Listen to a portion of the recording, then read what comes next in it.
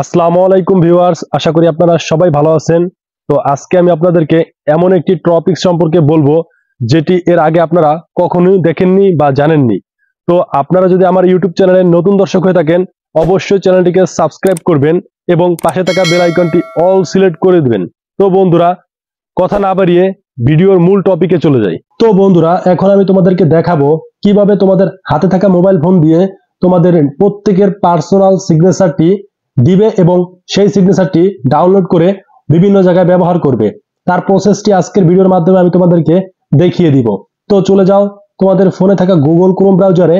আমি সরাসরি কথা না বাড়িয়ে ফোনের যে গুগল ক্রোম ব্রাউজারটি রয়েছে সেই ব্রাউজারটিতে চলে যাব।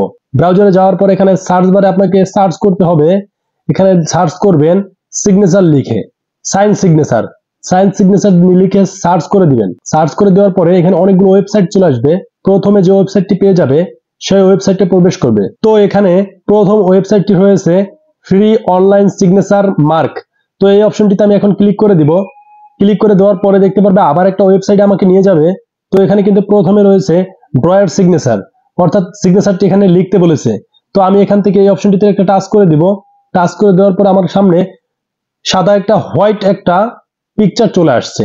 তো বন্ধুরা, এখান থেকে তোমাদের যে কাজটি করতে হবে, তোমাদের সিগনেচারটি এখানে দিতে হবে। তো আমি আমার সিগনেচারটি এখানে দিয়ে দিব। তোমরাও সেম তোমাদের সিগনেচারটি থাকলে সেই সিগনেচারটি দিয়ে দিবে। দিয়ে দেওয়ার পরে একটু স্ক্রল করবে। স্ক্রল করার পরে এখানে দেখতে পারবে সেভে ক্লিক করবে।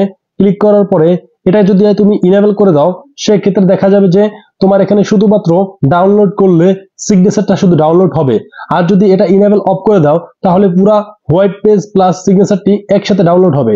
তো বন্ধুরা, আমি এখন পুরাটা যেহেতু ডাউনলোড করতে চাচ্ছি, তার জন্য এখান থেকে এখন ডাউনলোড অপশনে ক্লিক করে দিব। দেন এটা কিন্তু ডাউনলোড হয়ে আমার গ্যালারিতে শো করেছে।